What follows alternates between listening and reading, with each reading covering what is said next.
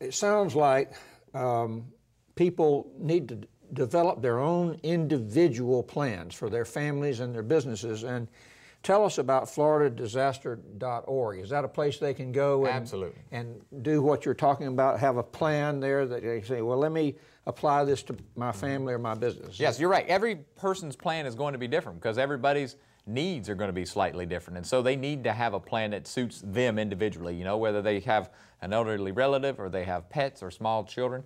But floridadisaster.org has all that information right there. It's the home page of my computer. I go there and I can see what the current events are. I can see what the weather are. But you dig deep into it, it can tell you, it can help you develop that plan. It'll give you a checklist of all the items you need, things to consider, resources, other places you can go, links to other websites. It's a great resource.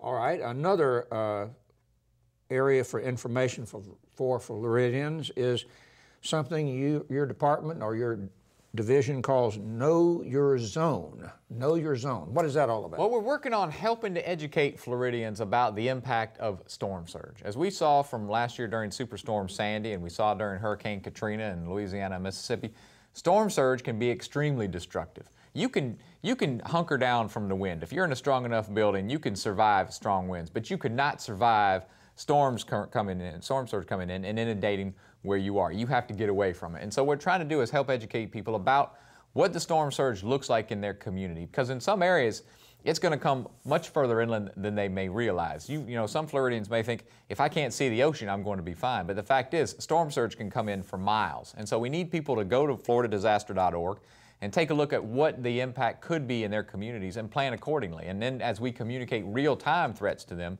they will have an idea of what it is they need to do in that situation. I experienced that myself as a landowner along the northwest coast where the eye of a hurricane went in 100 miles west, but our whole property was flooded. That's what right. you're talking about, right? That's right, yeah. The fact is, hurricanes are large, very large, and the impacts are often far away from where the actual eye of the storm is. You know, earlier this year we had Tropical Storm Andrea impact Florida, and the eye of the hurricane, the tropical storm, came inland in Dixie County. But the biggest impacts happened a day later down in Miami-Dade County where they got 12 inches of rain. And so when you're looking at a hurricane, you can't look at that forecast line. You have to be aware that you're going to have widespread impacts either from rainfall or from storm surge as you experienced.